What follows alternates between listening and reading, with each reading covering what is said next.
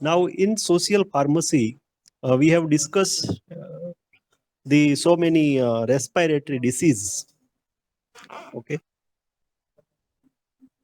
and make it clear that in respiratory disease or all any infectious disease, जो भी disease है, first you have to remember this definition of the particular disease. What is actually this disease and its causative agent? Means which microorganism is responsible for that particular disease, that you have to include in the definition. Right हम भी पढ़ रहे थे definition में, तब केवल disease का definition ले रहे थे, लेकिन जब भी आपको एग्जाम में 1 और 2 मार्क्स में पूछा जाए terminology, right, you have to define the particular disease along with its causative organism, right. और अगर 2 और 3 मार्क्स में राइट ए शॉर्ट नोट ऐसा पूछा जाए तो you can also include the symptoms of the disease, right, its various effects, right, etiology, what happens in this particular disease, how it is, what is the treatment, what are the precautions to be taken, okay, and what is the role of pharmacist in controlling this infectious disease, right. लेकिन हर एक disease का वो disease क्या है, you are able to define this particular term. ये definition सभी को आना चाहिए. अभी सपोज एग्जाम में पूछा जाए व्हाट इज इन्फ्लुएंजा, राइट, या what is avian flu, what is H1N1, what is SARS, MERS, right, you are able to describe this terminology, right, along with its causative organism, means which organism is responsible for the particular disease. अगर ज्यादा marks में आए तो मैंने बोला कि you can also mention these particular features, means sign of symptoms, right. Suppose एक disease है डायरिया, right, so डायरिया क्या है, how it is produced and what are the different signs and symptoms, okay. और अगर ज्यादा marks में आए तो मैंने बोला ना कि उसका treatment, medicinal precautions, role of pharmacist, right, वो अभी स्टेप बाय पॉइंट वाइज आप डिस्कस कर सकते हो, राइट. मोस्ट ऑफ ये सभी जो डिसीज है, बहुत सारे डिसीज है, आपने देखा रेस्पिरेटरी डिसीज. सभी को मेरी स्क्रीन दिख रही है? Yes sir. हाँ, राइट. ये स्लाइड में जो भी सभी डिसीज है, राइट, वो सारे रेस्पिरेटरी डिसीज है, और भी डिसीजेस है, राइट, वो सभी डिसीज हमको करने हैं. तो वन थिंग कि आप एक ऐसा टेबल अगर बना सकते हो तो वेल एंड गुड. ये from my point of view, right, एक टेबल, इसमें डिसीज का नेम, राइट, सपोज रेस्पिरेटरी, ऊपर आप हेडिंग एक लिखोगे रेस्पिरेटरी डिसीजेस, तो उसमें name of disease first column में, सेकंड कॉलम में वो डिसीज की डेफिनेशन, राइट, वो डिसीज की डेफिनेशन, एंड थर्ड कॉलम में causative agent, and fourth column में particular sign and symptoms, 2-3 symptoms जो मेजर सिम्टम्स है वो, राइट. और एक लास्ट कॉलम आप बनाओ, राइट, उसमें अगर पर्टिकुलर वैक्सीन या मेडिसिन अवेलेबल है तो वो, राइट. तो एक पेज में आप पूरे 15 to 20 डिसीज एक ही पेज में आप इंक्लूड कर सकते हो, right. And it is very very easy to remember the definition, causative agents, signs and symptoms, or any particular vaccine or medicines available for that disease or not, right. तो पूरी एक जानकारी आपको एक पेज में मिल जाएगी. ये आपको एक होमवर्क करना पड़ेगा, राइट. मैं ऐसा कोई चेक करने वाला नहीं हूं, लेकिन आपको इजी रहे, राइट, इसलिए. लेकिन हर एक डिसीज का हमको ये डेफिनेशन वगैरह सब कुछ करना है, राइट. अभी तो इन्फ्लुएंजा हमने ऑलरेडी डिस्कस किया था लास्ट क्लास में कि इन्फ्लुएंजा जो भी अभी जो कोविड-19 गया वो भी एक इन्फ्लुएंजा ही था, राइट. उसके पहले मर्स आया, उसके पहले सार्स आया, H1N1, एवियन फ्लू, राइट. ये सभी आपको पता है कि दीज आर ऑल एंडेमिक और पेंडेमिक आउटब्रेक्स, राइट। कहीं ना कहीं ये एंडेमिक और पेंडेमिक हो गए डिसीज, और उसमें बहुत पर्सन्स सफर्स भी हुए, राइट। अभी मेरे को ये एक्सप्लेन करने की जरूरत नहीं है what is endemic, epidemic, pandemic. Okay, so influenza, उसके टाइप्स आप याद रखो, avian flu, H1N1, SARS, MERS and कोविड-19, right. So what is actually influenza, जिसको हम बोलते हैं ना फ्लू। आपके घर में भी किसी ने बोला होगा अभी तो सीजनल फ्लू चल रहा है, राइट। सर्दी जुकाम, थ्रोट इन्फेक्शन बार बार हो जाता है, तो वो सीजनल फ्लू, राइट। लेकिन वो एक इन्फ्लुएंजा का एक कॉमन नेम है flu, right. So particular influenza में ये डिसीज है एवियन फ्लू, H1N1, सार्स, मर्स और कोविड-19, तो ये 5 डिसीज है, right. So influenza is caused by the influenza virus, so उसमें कोविड-19 corona virus, it is also influenza virus. तो कॉमन सिम्टम्स ये ऑलरेडी डिस्कस कर दिया है हमको ने, fever, runny nose, sore throat, muscle pain, headache, coughing, fatigue, ये कॉमन सिम्टम्स है।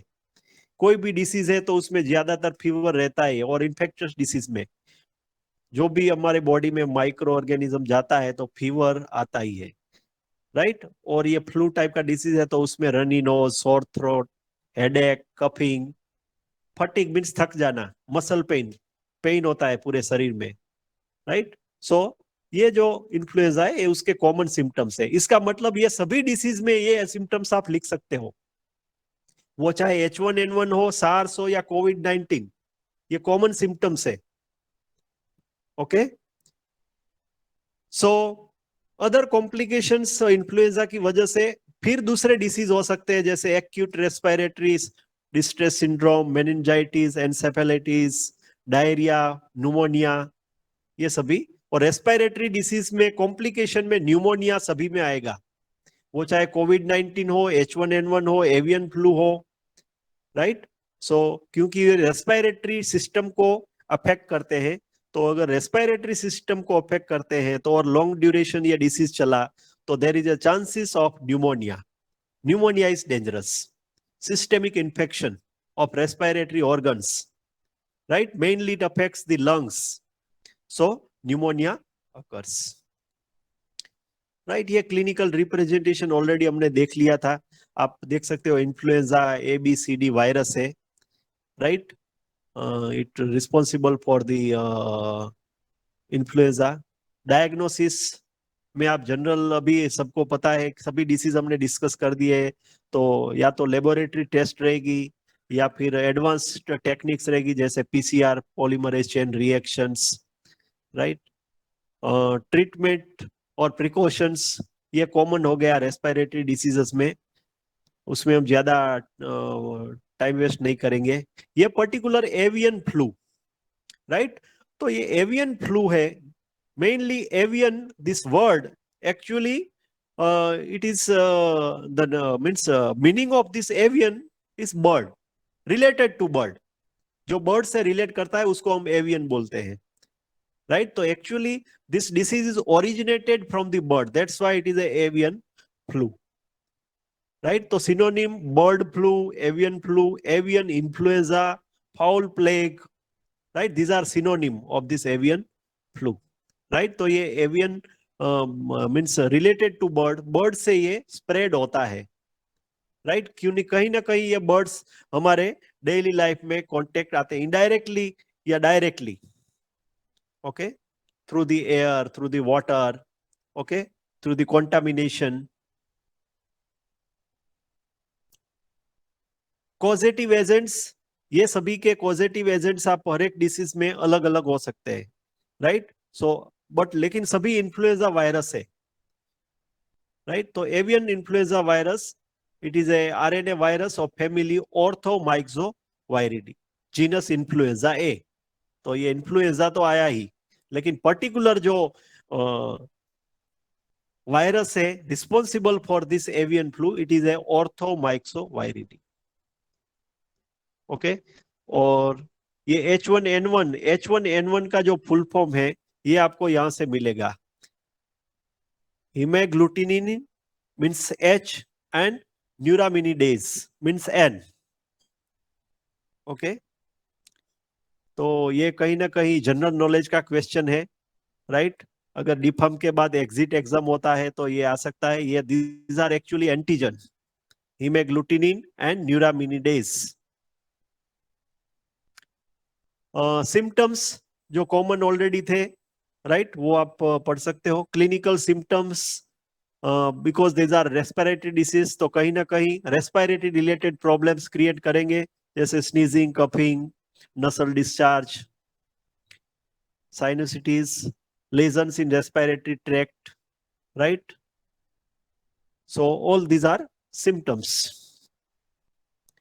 फिर हर एक डिसीज की अभी मैं थोड़ा जल्दी जा रहा हूं, लेकिन हमारे पास टाइम कम है, राइट। और अभी सेकंड इंटरनल एग्जाम्स की डेट्स भी आ गई है, राइट, और उसके बाद फाइनल एग्जाम्स ही होगी।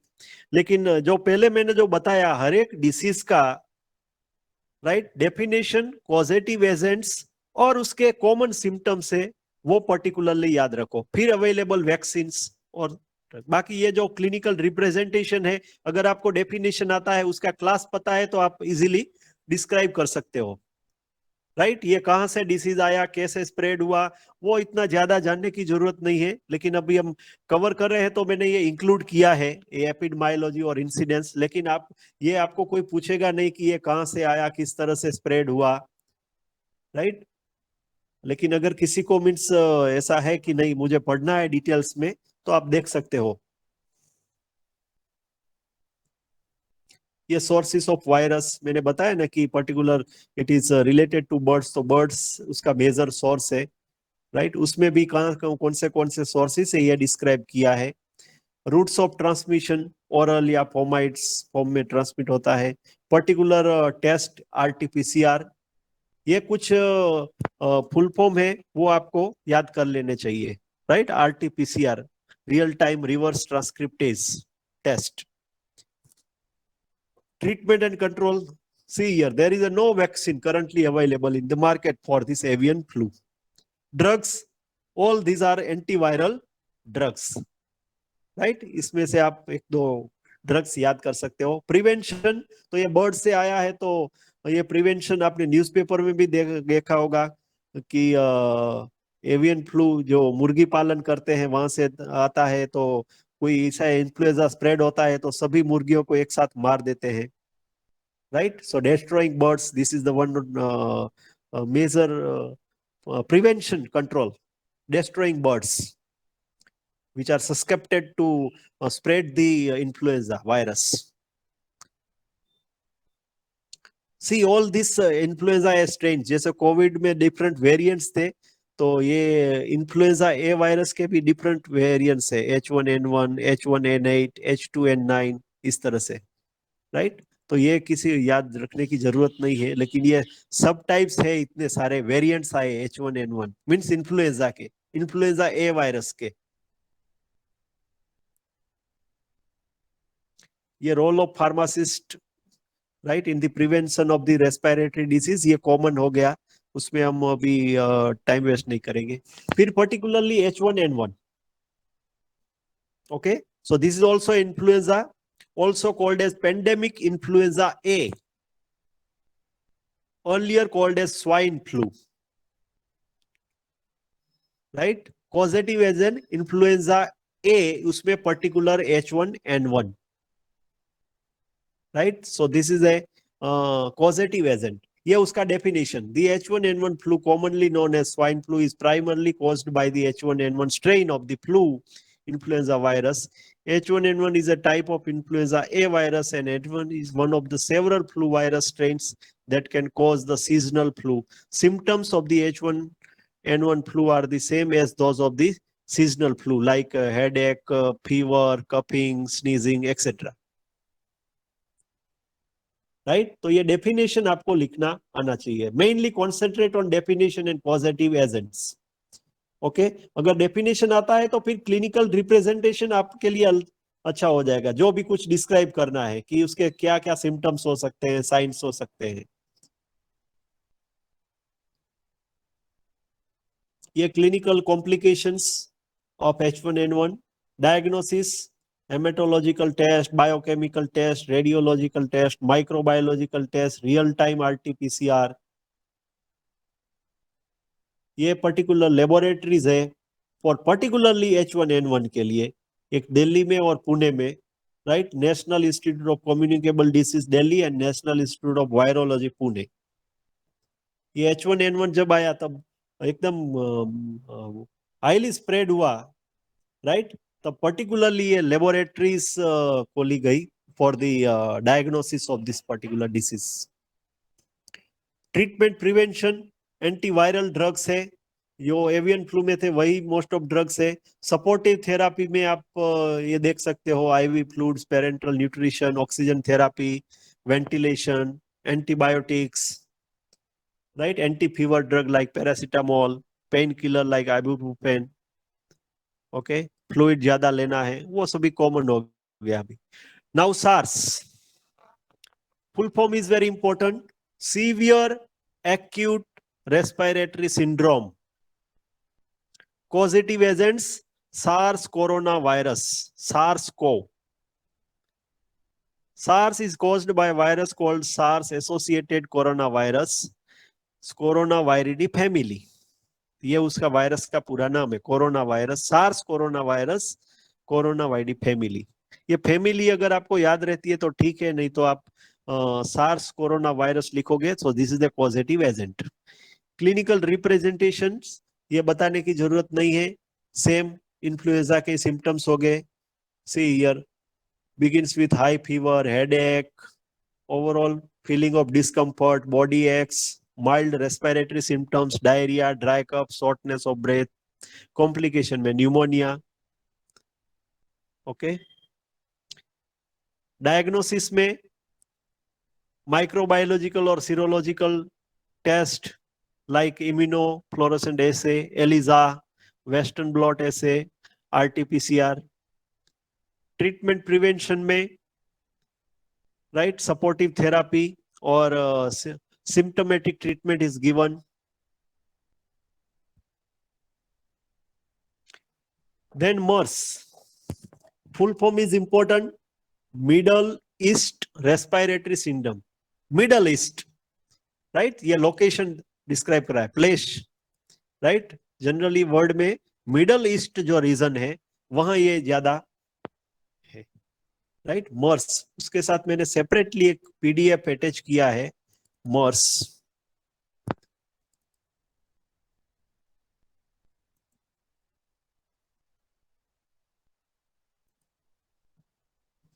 स्क्रीन दिख रहा है? Yes, sir. Yes, sir. Yes, okay. तो this MERS, information about this MERS, right, आप देख सकते हो ये पूरा पीडीएफ ही मैंने सीडीसी की साइट पे लिया है।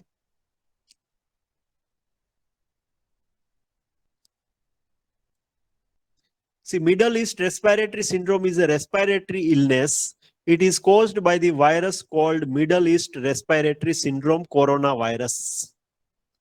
और इसके लिए इसलिए उसको मर्स को भी बोलते हैं। This virus was first reported in 2012 in Saudi Arabia. So it is different from any other coronavirus that have been found in people before. तो ये मर्स, राइट, ये ओरिजिनेट कहां से हुआ वो ज्यादा हम इसमें इंटरेस्ट नहीं लेंगे। सिम्टम्स, राइट, अभी उसके बारे में भी ज्यादा डिस्कस नहीं करेंगे, ऑलरेडी हमने इन्फ्लुएंजा में देख लिया, right. How does the virus spread, virus spread कैसे होता है? Have there been MERS cases in the United States, केवल ये मिडल ईस्ट रीजन्स के बाहर है कि नहीं वो आप देख लो, right. What are the different risk factors, right, कोई बार ट्रैवलिंग करता है, मिडल ईस्ट रीजन से आया हुआ है, राइट, या बार बार उस पर्टिकुलर कंट्रीज में प्लेस पे जाता है, so there is a chances of the disease. How can I help और protect myself, so what are the precautions? ये हैंड वॉश, सैनिटाइजेशन, वो भी आपको सभी को पता है, मास्क, राइट, बार बार क्लीन करना है, कहीं पे भी टच नहीं करना है, राइट, कुछ प्रिकॉशंस करने हैं, personal contacts, sharing of hands, sharing of food, right. तो वो उस पर कंट्रोल करना है, so you can prevent the such infectious disease. Is there any vaccine? No, there is currently no vaccine to protect against MERS.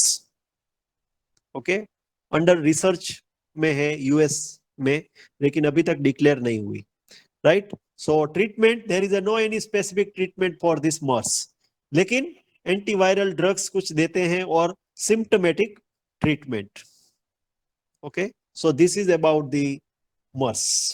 ये एक pamphlet है, आप देखते हो. लेकिन मैंने पहले बोला ना कि आप एक अगर पेज बनाओगे, राइट, तो बहुत आपके लिए बढ़िया रहेगा, 4-5 कॉलम का. तो एक ही पेज में 15 to 20 डिसीज आ जाएंगे. So this is about the MERS.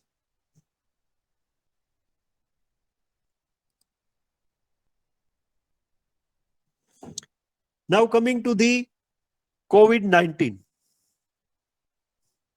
Right, उसका फुल फॉर्म इंपॉर्टेंट है. COVID-19, corona virus disease 2019. COVID means corona virus disease. Okay, CO corona, VI virus, and D for disease. Corona virus disease 2019. Right? Actually, this is a category of SARS. लेकिन ये जो है वो SARS-CoV-2 है. Severe acute respiratory syndrome coronavirus 2, SARS-CoV-2. The word corona means crown and refers to the appearance that coronavirus get from the spikes protein sticking out of them. तो ये जो पूरा स्ट्रक्चर है क्राउन जैसा, उस ये मीन्स इसके वजह से उसका नाम कोरोना रखा. Right, corona means crown. Causative agent SARS-CoV-2, severe acute respiratory syndrome corona virus 2. तो ये सार्स के साथ मिक्स मत करना. राइट, वो भी कोरोना था, लेकिन ये CO2, कोरोना वायरस 2. राइट, तो कोरोना वर्ड केवल 2019 में आया ऐसा नहीं है, वो पहले से भी कोरोना था. आप अपनी लाइब्रेरी में भी जब वायरस के बारे में आप बुक पढ़ोगे तो उसमें भी कोरोना आपको कहीं ना कहीं दिखाई देगा. सिम्टम्स ये बताने की जरूरत नहीं है, सभी ने आजू बाजू में या खुद एक्सपीरियंस किया हुआ है. What are the symptoms? Right, transmission कैसे होता है वो सभी को पता है. क्लिनिकल रिप्रेजेंटेशन आप लिख सकते हो. Diagnosis, so many viral test, antibody और सीरोलॉजिकल टेस्ट, RT-PCR, वो सभी टेस्ट है. Different variants of corona virus, ये अभी करंट डिसीज है तो कुछ वेरिएंट्स मैंने डिस्क्राइब किए हैं. अगर 1-2-4 वेरिएंट्स अगर आप याद रख सकते हो तो वेल एंड गुड. ये ओमिक्रॉन, देन डेल्टा,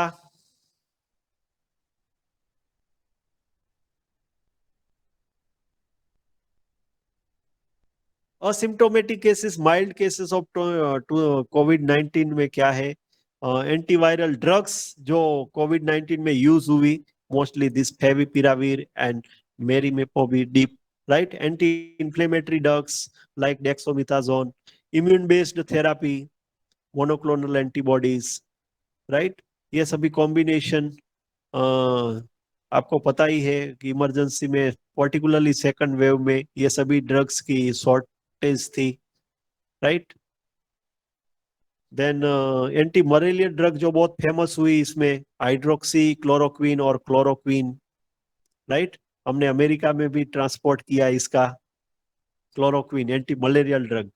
राइट, तो पहले ऐसा था कि ये कहीं ना कहीं काम कर रही है, लेकिन बाद में रिसर्च से पता चला कि there is no any role of this anti malarial drug in the prevention of corona. Right, now particularly what is the difference between COVID-19 and flu? General जो फ्लू होता है और COVID-19, राइट, तो उसका कंपैरिजन जस्ट किया है, एक बार देख लेना आप. सो this is about the influenza and its disease. Is any doubt in this influenza virus? No. Okay. Now coming to the next disease, diphtheria. बहुत डेंजरस इमेज मैंने इधर रखी है, लेकिन है जो है आपको समझने के लिए, ताकि आपको ये पता चले कि ये जो डिसीज है वो रेस्पिरेटरी डिसीज है, particularly upper part of the respiratory tract. Okay, see here, diphtheria can cause a swollen neck.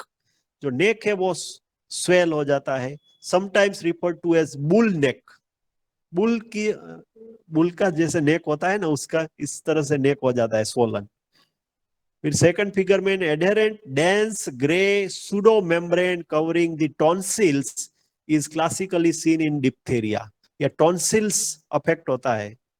Tonsils आपको पता है सभी को, गुजराती में कही ना काकड़ा पड़ी गया. And third figure A diphtheria skin lesions on the leg. तो कहीं ना कहीं दूसरे पार्ट भी अफेक्ट्स होते हैं, तो उसमें इस तरह से पूरा इन्फेक्शंस लग जाता है. So what is diphtheria definition? Is a serious bacterial infection that affects the mucous membranes of the throat and nose mainly. Right? So bacterial infection affects the mucous membrane of the throat and nose. तो कहीं ना कहीं ये mucus membrane means internally ये spread होता है, इसलिए वो ज्यादा सीरियस है. Causative agents, diphtheria is an infection caused by the bacterium Corynebacterium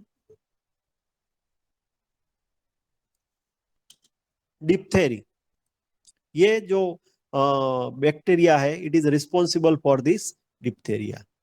right, कैसे ये स्प्रेड होता है? ये इन्फेक्शन डिसीज है, तो ये कफिंग से, स्नीजिंग से स्प्रेड होता है, और भी सभी आप इसमें पढ़ सकते हो. साइंस एंड सिम्टम्स, ये वो fever, chill, swollen gland in the neck.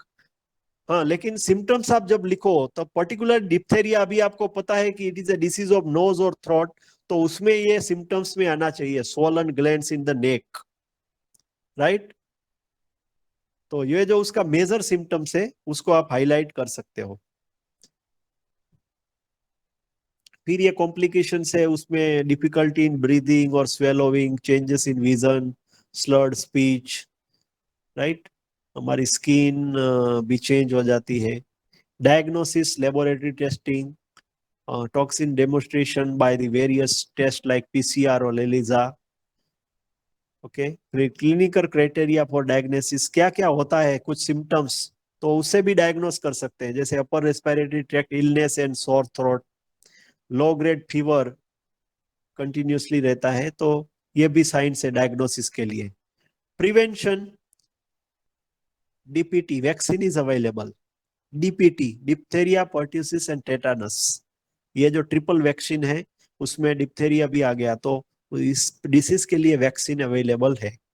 Right, pentavalent vaccine भी है, उसमें 5 वैक्सीन एक साथ है. ये डीपीटी को ट्रिपल वैक्सीन बोलते हैं, ये पेंटावेलेंट में 5 वैक्सीन है. राइट, तो आप कभी भी ये देख सकते हो, 5 वेंटासिन में देखो नीचे मैंने लिखा है पेंटावेलेंट वैक्सीन में diphtheria, tetanus, pertussis, whooping, hepatitis B and haemophilus influenza type B. तो ये पूरी पेंटावेलेंट, डीटीपी तो आ गया, diphtheria, pertussis, tetanus, hepatitis B and haemophilus, उसके लिए भी ये मींस पूरा एक ही वैक्सीन में 5 डिसीज की वैक्सीन अवेलेबल है. पेंटावेलेंट, इसके लिए उसके नाम है पेंटावेलेंट वैक्सीन.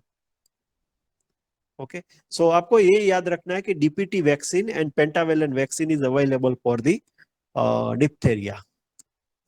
राइट, फिर ट्रीटमेंट, मोस्ट ऑफली सिम्टोमेटिक ट्रीटमेंट है. some specific drugs recommended by the CDC. CDC means Centers for Disease Control. इसका फुल फॉर्म सभी को आना चाहिए. WHO and CDC, World Health Organization, and CDC means Centers for Disease Control. पूरे world में ये दो ऐसी एजेंसी है जो डिसीज के बारे में सोचती है, उसको उसका पर्टिकुलर प्रोटोकॉल बनाती है. राइट, प्रिवेंटिव मेजर्स डिस्कस करती है. राइट, उसका मॉनिटरिंग करती है. Okay, so it recommended the following drugs for the treatment of diphtheria. ये metronidazole, erythromycin, procaine, penicillin, G antibiotic, rifampicin or clindamycin, right? So all these drugs, particularly for the diphtheria.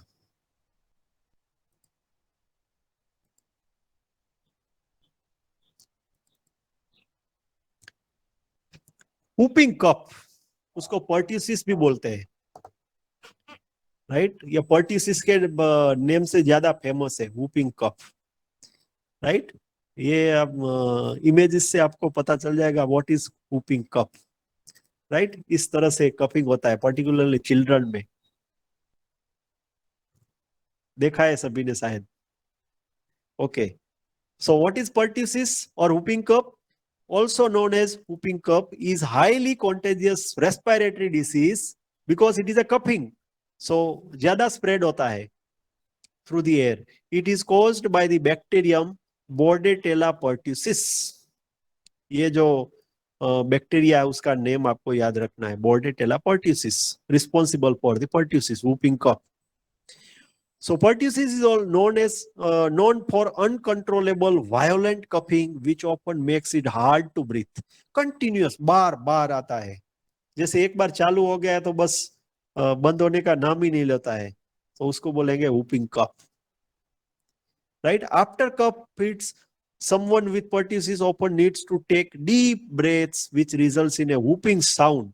एक sound produce होता है, right? So pertussis can affect the people of all ages but can be very serious, even deadly for babies less than a year old.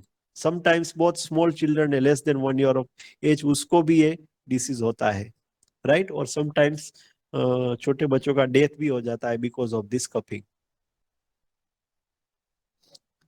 Causative agents, ये already आ गया, Bordetella pertussis. Transmission, coughing and sneezing. Signs and symptoms, आप पढ़ सकते हो, runny nose, low grade fever, coughing, apnea means difficulty in breathing, large stage symptoms, complications like pneumonia. Diagnosis, science and symptoms से diagnosis करना है, क्योंकि coughing है तो बार बार कफिंग होता है, तो ये भी एक डायग्नोसिस है। फिजिकल एग्जामिनेशन, फिर laboratory test, blood test, right? ये एक डायग्राम बताया है, राइट? वो सैंपल लेने के लिए, ये नोज में से सैंपल लेते हैं, फिर उसका टेस्ट करते हैं for this Bordetella pertussis bacteria के लिए। Treatment, vaccine is available, DPT, उसमें आपने ऑलरेडी देखा, diphtheria, pertussis and tetanus, so vaccine is available. उसको आप प्रिवेंट कर सकते हो by this following measures. So आप देख सकते हो, vaccine, diphtheria, tetanus, pertussis shot, also called as DTP shot, means vaccine का नेम है, राइट? ये जो इंफॉर्मेशन है मैंने इस वेबसाइट से लिया है, CDC, centres for drug control, right, disease control, sorry. तो आप वो भी पढ़ सकते हो डिटेल्स उसके बारे में।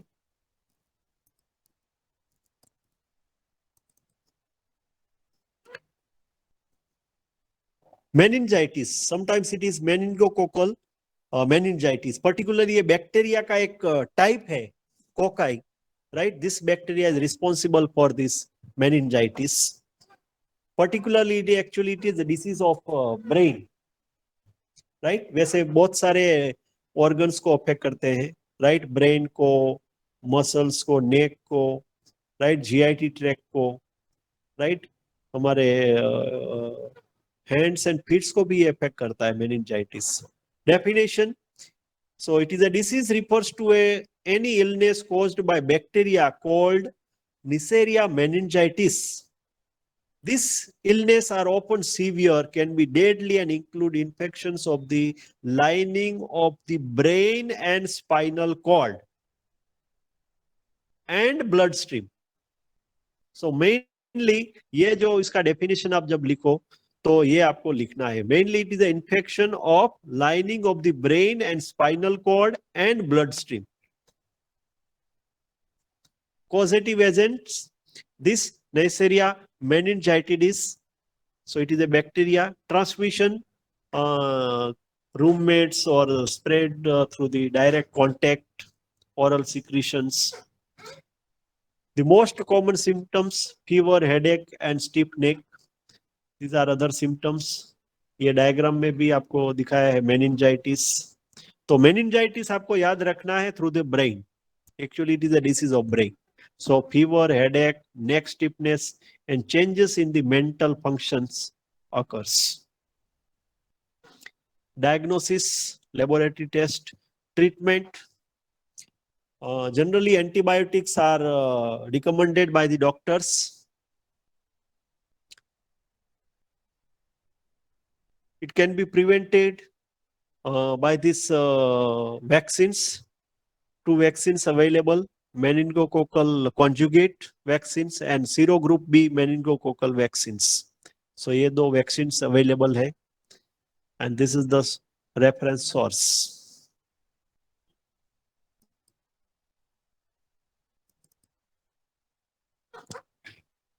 Acute respiratory infections.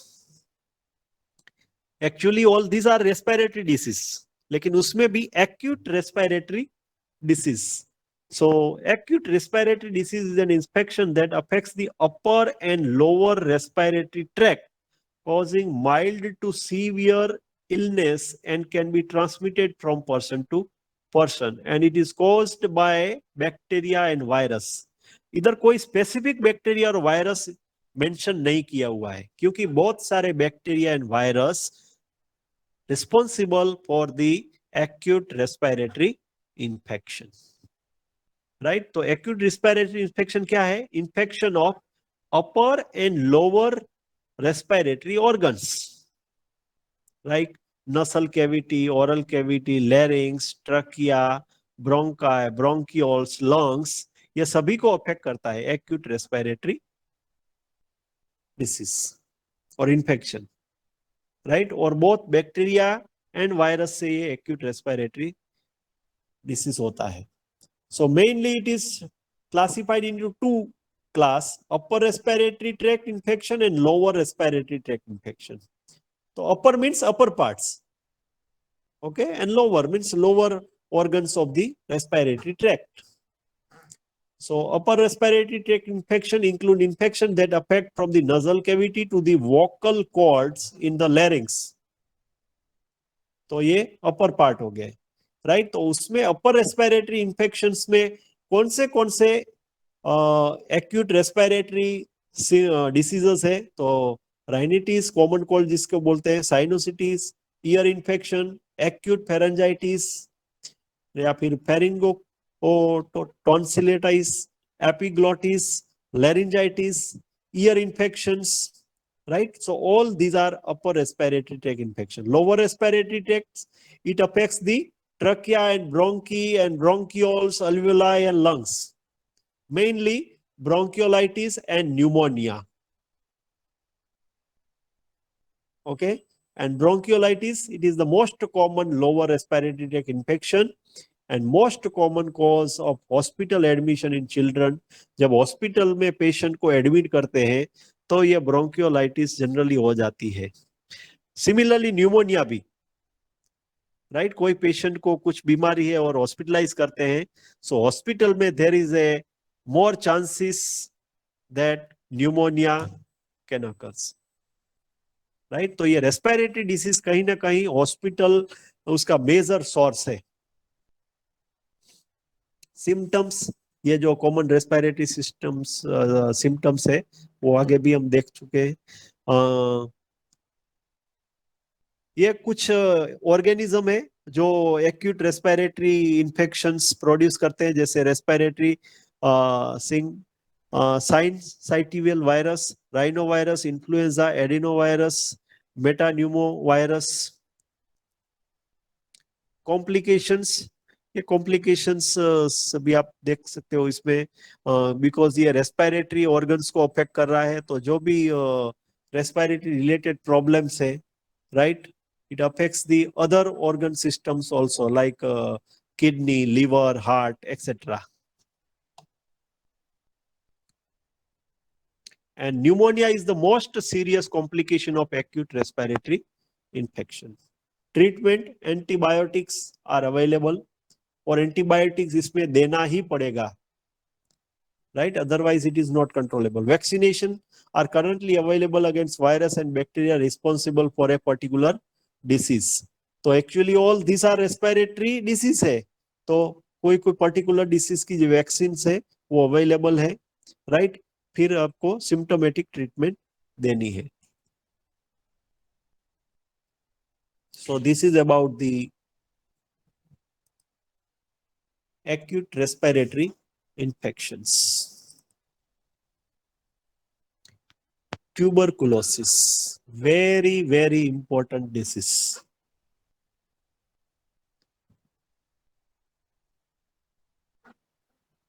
ओके, सभी लोग बोर नहीं हो रहे हो ना? No sir. हाँ हाँ हाँ हाँ, नहीं तो बीच में चाय पी लेना, राइट? क्योंकि आज एक ही दिन है जिसमें हमको ये रेस्पिरेटरी डिसीज कवर करने हैं पूरे, राइट? लेकिन मैं आपको पहले से बता रहा हूं कि ये डिसीज, आपको अभी लगे कि एक एक डिसीज के बारे में सर ने 4-5 पेजेस रखे हुए हैं तो कितना हम कर सकेंगे, तो डोंट वरी अबाउट दैट. मैंने पहले बोला आपको क्या करना है, राइट? ये तो आपको डिस्क्राइब करने के लिए मैंने इतना मटेरियल प्रोवाइड कर रहा हूँ, बाकी अपने हिसाब से आप अपनी नोट्स इस तरह से बना लेना. ओके, ये कहीं पे ये भी आपको ये फिगर ड्रॉ करने की जरूरत नहीं पड़ेगी, ये केवल आपको समझने के लिए. सो ट्यूबरकुलोसिस, इसमें आपको पर्टिकुलरली ये बताया है, it is A disease of lungs mainly. It also affects the other organs, लेकिन मेनली ये ट्यूबरकुलोसिस है जिसको टीबी बोलते हैं, राइट? वो अफेक्ट कर रहा है लंग को. सो ये जो ऑर्गेनिज्म है mainly affects this lungs, Mycobacterium tuberculosis. So definition: tuberculosis or TB, it is a contagious infection that usually attacks the lungs. So it can also spread to other parts of the body like brain and spinal cord. Causative agents: Mycobacterium tuberculosis. Types, दो type की generally TB होती है, एक latent TB और active TB. Latent TB, अब देखो इधर, there is the germs in the body but immune system keeps them away from spreading, and such person don't have any symptoms, not contagious, but the infection is still alive and can one day become active.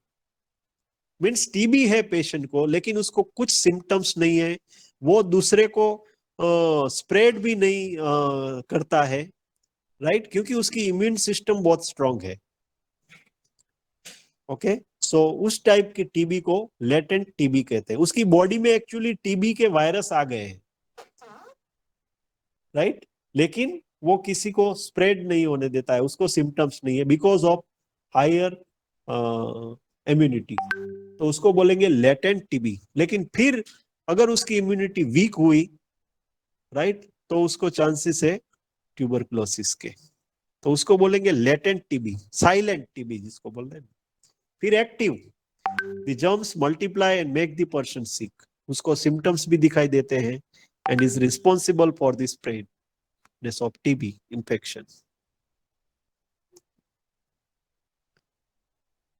Tuberculosis के signs and symptoms: a cough more than 3 weeks, chest pain, coughing up blood, feeling tired all the time, night sweats, chills, fevers, loss of appetite, weight loss. Risk factors, आपको पता है TB के risk factors, ये जो smoking करते हैं, alcohol लेते हैं, राइट? HIV, एड्स है, डायबिटीज है, किडनी डिसीज है, right? these are all factors responsible for the TB. Tuberculosis transmission, so mainly transmitted through the cough, sneeze, talks, laughing, sings, right? Means direct contact में आता है तो उसको TB हो सकता है. Test and diagnosis, this is very important. क्योंकि TB इतना फेमस डिसीज है, उसका डायग्नोसिस पर्टिकुलर ये गवर्नमेंट ने प्रोटोकॉल बनाया है, right? Mainly these four tests are available: skin test, blood test, chest x-ray or CT scan, and acid fast bacillus or AFB test, right? Skin test is also called as the Mantoux tuberculin skin test, very famous, right. ये पूरा जो एक mechanism बताया कैसे उसको test करना है, ये केवल आपको नॉलेज के लिए है, ये पूरा मेथड आपको याद रखने की जरूरत नहीं है, आपको केवल नाम याद रखना है, skin test, and it is also called as Mantoux tuberculin skin test. फिर ब्लड टेस्ट, उसका भी दूसरा नाम है interferon gamma release assay, right. फिर chest X ray and CT scan, जिसमें लंग्स का पूरा इमेज दिखाई देता है, तो कितना लंग्स डैमेज हुआ है उससे पता चलता है उसको टीबी है कि नहीं। फिर एसिड फास्ट बेसिलस, ये जो ट्यूबरकुलोसिस माइकोबैक्टीरियम है, राइट, पर्टिकुलरली ये ऑर्गेनिज्म का टेस्ट है, राइट। वो स्पूटम या कप सैंपल लेके उसका टेस्ट कर सकते हैं, तो acid fast bacillus test also diagnostic test for the TB. Treatment for the latent TB, doctor will give the medication to kill. अगर वो उसका टेस्ट करता है, उसको सिम्टम्स नहीं है, लेकिन फिर भी अगर डायग्नोस होता है, तो doctors can prescribe the medicines like isoniazid, this rifapentine, rifampin, and ये आपको एक सेंटेंस पक्का याद कर लेना है, generally anti TB drugs, right, लंबे समय तक देना पड़ता है, right, because it is a highly resistant bacteria, so patients have to take the drugs for up to 9 months, 9 months तक कंटिन्यूसली उसको ड्रग्स लेनी पड़ेगी, वो भी कॉम्बिनेशन में, केवल एक दो ड्रग नहीं, मिनिमम 4-5 ड्रग्स लेनी पड़ती है टीबी पेशेंट को, राइट। तो एक्टिव टीबी के लिए the most common are ethambutol, isoniazid, pyrazinamide, rifampin, and patients have to take the drugs for 6 to 12 months for the active TB, right? तो उसका जो ड्यूरेशन ऑफ कोर्स है medicine का वो बहुत लंबा है, तो ही ये बैक्टीरिया आता है, राइट। ये हमारे एक्टर अमिताभ बच्चन को भी टीबी हुआ था, राइट, लेकिन उसने भी 9 मंथ्स तक मेडिसिन खाई थी और उसको अभी अच्छा हो गया। तो ऐसा नहीं है, टीबी इज क्यूरेबल, बट लेकिन बहुत लंबे समय तक कोर्स करना पड़ता है। ड्रग रेजिस्टेंस टीबी, अगर वो कोर्स करता है और बीच में ऐसे ही मेडिसिन छोड़ देता है, क्योंकि जनरली टीबी के पेशेंट के साथ क्या होता है कि एक तो 4-5 ड्रग्स साथ कॉम्बिनेशन में उसको लेनी पड़ती है, और वो भी 9 मंथ्स तक। तो अगर कोई पेशेंट, उसको टीबी है, 1 मंथ तक वो मेडिसिन बराबर लेता है, फिर उसको अच्छा हो जाता है, कुछ फीवर नहीं आता है, कफिंग नहीं आता है। तो जनरली जो अनएजुकेटेड पीपल है, पीपल फ्रॉम विलेजेस, राइट, जिसको मेडिसिन के बारे में ज्यादा नॉलेज नहीं है, डॉक्टर की बात सुनते नहीं है, डॉक्टर पे फेथ नहीं है, राइट, तो वो क्या करते हैं, 1 महीने लेने के बाद फिर उसको कुछ सिम्टम्स नहीं है, तो वो फिर बोलता है तो डॉक्टर तो ऐसे ही बोलते हैं पैसे कमाने के लिए, तो फिर ये मुझे अभी कुछ नहीं है तो मैं क्यों मेडिसिन लूं, तो इस तरह से वो इग्नोर करते हैं, राइट। लेकिन कहीं ना कहीं वो माइकोबैक्टीरियम बॉडी में रहता है, राइट। फिर 1 महीने के आने के बाद वो जो माइकोबैक्टीरियम, उसको फिर मेडिसिन तो बॉडी में जाती नहीं है, so now this bacterium becomes resistant towards all this drugs,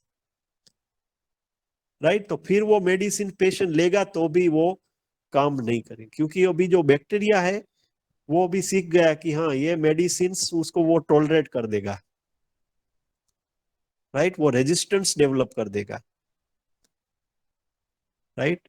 सो ऐसे पेशेंट को means drug resistant TB, right, जिसमें ये नॉर्मल जो ड्रग है like this isoniazid, ethambutol, pyrazinamide, rifampin, right, वो काम नहीं करती है बिकॉज बैक्टीरियम डेवलप से रेजिस्टेंस। तो उसके लिए हाई पावर्स की ड्रग्स है जैसे स्ट्रेप्टोमाइसिन, कैनामाइसिन, लेकिन बहुत कॉस्टली है, राइट। और आपको पता है कि गवर्नमेंट एक डॉट्स करके एक उसका पूरा प्रोटोकॉल है, एक अभियान है, जिसमें वो पेशेंट को उसके घर पे जाके उसको मेडिसिन देते हैं, राइट।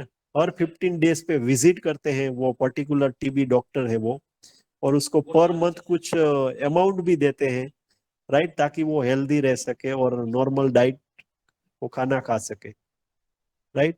तो direct observative therapy, dot therapy जिसको बोलते हैं, अगर आप कहीं विलेज में गए हो तो ये उसका एडवर्टाइजमेंट भी लगता होता है, DOTS therapy for TB patients, direct observative therapy means direct doctor है वो ऑब्जर्व करता है पेशेंट को रेगुलरली, और हर एक महीने का डोज वो पूरा उसको दे के आता है, फिर चेक भी करता है कि तूने खाई मेडिसिन की नहीं, ओके। क्योंकि ये डिसीज इतना खतरनाक है, क्योंकि वो स्प्रेड होता रहता है, राइट। तो इसको कंट्रोल करने में गवर्नमेंट ने बहुत मेहनत की है। एंड ऐसे पेशेंट जो ड्रग रेजिस्टेंस टीबी अगर पेशेंट को होता है तो आप पढ़ सकते हो उसमें, patients have to take the drugs for 30 months,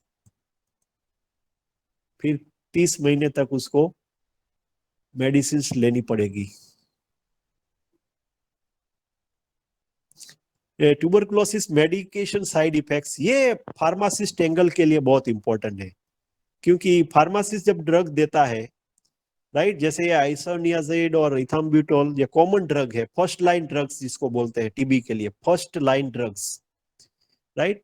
तो ये ड्रग्स लेने के बाद पेशेंट को बहुत मीन साइड इफेक्ट्स रहते हैं, लेकिन पहले से अगर फार्मासिस्ट बोल देता है तो पेशेंट से वो घबराता नहीं है, राइट। जैसे आइसोनियाजिड है तो numbness and tingling in your hands and feet, upper stomach, nausea, vomiting, loss of appetite, weakness आता है, राइट। ये इथाम्ब्यूटोल के chills, painful swollen joints, belly pain, nausea, vomiting, loss of appetite, headache, confusion, तो ऐसे symptoms होते हैं। तो पहले से अगर फार्मासिस्ट जब ड्रग मेडिसिन पेशेंट को देते हैं तो ये सारी चीजें उसको समझाना चाहिए कि ये इस आपको होगा, लेकिन वो घबराने की बात नहीं है, वो ये मेडिसिन आप ले रहे हो उसकी वजह से हो रहा है। ट्यूबरक्लोसिस के कॉम्प्लिकेशंस ये सभी है, वो आप देख सकते हो। ट्यूबरक्लोसिस प्रिवेंशन के लिए ये जो स्प्रेड जो होता है उसको आपको प्रिवेंट करना है, राइट। वो कैसे करना है ये इसमें लिखा है। Tuberculosis vaccine available, yes. BCG vaccine आपको अगर पता है तो जब भी चाइल्ड का बर्थ होता है और बर्थ के बाद सबसे पहले जो वैक्सीन दी जाती है तो ये बीसीजी वैक्सीन देते हैं उसको, right.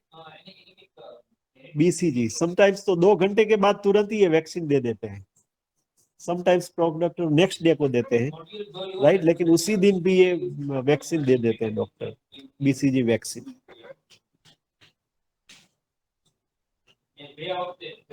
So this is about tuberculosis. Last disease of this respiratory tract, this is Ebola.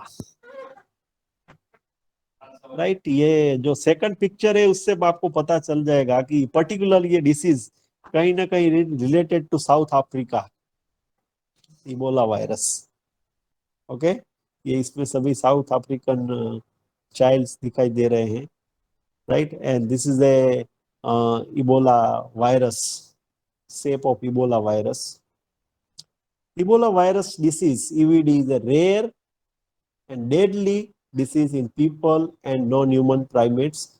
The virus that cause EVD are located mainly in sub-Saharan Africa. People can get EVD through direct contact with an infected animal, mainly bat and non-human primates, or a sick or dead person infected with Ebola virus. Causative agents, genus Ebola virus, ये उसका नाम, ये जो Ebola virus एक genus है, बाकी जो positive agent है mainly Ebola virus species Zaire Ebola virus, फिर Sudan virus, type forest virus, Bundibugyo virus, then Reston virus, Bombali virus, these are all disease. आप एक दो नेम याद रख सकते, तो मेनली ये first virus it is responsible for this Ebola disease, जिसको मैंने हाईलाइट किया है।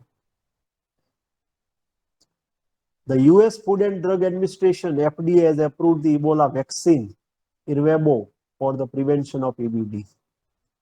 ये लॉन्च की गई है vaccines for this Ebola virus. So mainly it is transmitted and spread in the African continent. Transmission from this non-human primates such as apes and monkeys and bat, spread from person to person, तो ऐसे उसका transmission होता है। Science and symptoms mainly fever, itches and pains, weakness, sore throat, loss of appetite, GIT disturbance. Prevention and vaccine, vaccine is available, ये ऊपर already बताया है। Ervebo vaccine is available.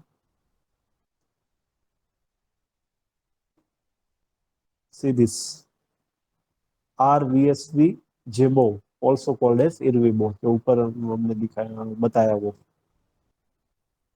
Diagnosis from the symptoms या laboratory test of blood samples and PCR polymerase chain reaction.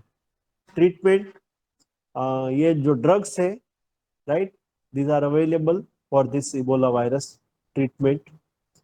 Supportive care, providing fluids and electrolytes, medicinal supports, and treating other infections if they occurs. And this is the reference source.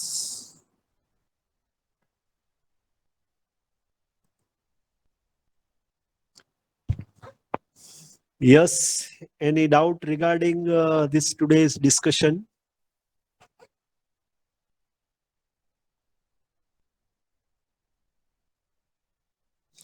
किसी को doubt है इसमें?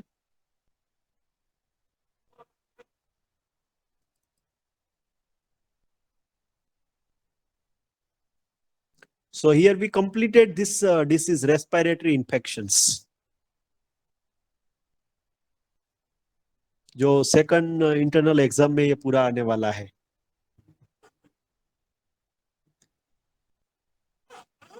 Right, आपको मैं फिर से बता दूं कि ये रेस्पिरेटरी डिसीज ये सभी हमने जो कंप्लीट किए, chicken pox, measles, rubella, mumps, influenza, फिर diphtheria, whooping cough, meningococcal meningitis, acute respiratory infection, tuberculosis, Ebola, सभी का definition, causative agents, particular signs and symptoms, right. Mainly particular means mainly, उसमें आपको पैराग्राफ नहीं लिखना है, पॉइंट वाइज ही side effects लिखना है।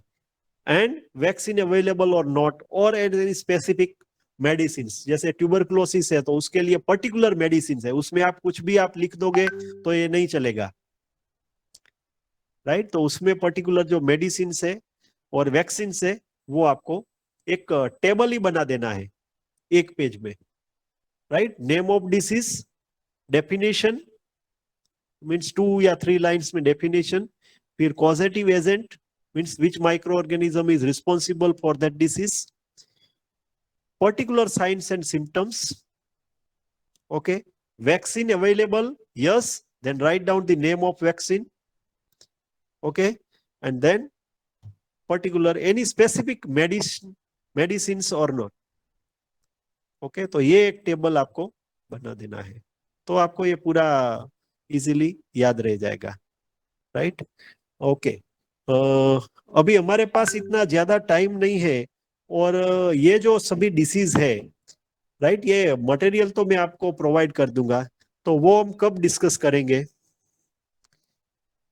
कल और परसों 2 दिन तो मैं अवेलेबल नहीं हूँ, लेकिन सैटरडे को एक और लेक्चर ले लेते हैं सोशल फार्मेसी में, if you are agree. Yes और नो? Yes, sir.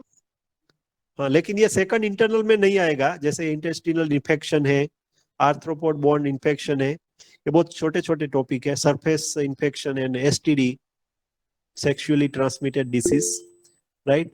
तो अगर सैटरडे को, मंडे से आपका शायद एग्जाम हो रहा है, अगर सैटरडे को आप 1 आवर निकाल सकते हो तो ये कुछ डिसीज है उसको हम हाईलाइट कर सकते, फिर उसके बाद टाइम नहीं है शायद, राइट। फिर आपको अगर लगता है कि नहीं सर एग्जाम के बाद रखो, तो एग्जाम के बाद रखते हैं, तो फिर 1-2 आवर्स हम ले लेंगे कहीं पे, आप बताओ तब। तो सैटरडे को रखना है या फिर एग्जाम के बाद? एग्जाम बाद। एग्जाम के बाद रखना है। ओके। एग्जाम के बाद मीन्स 21st से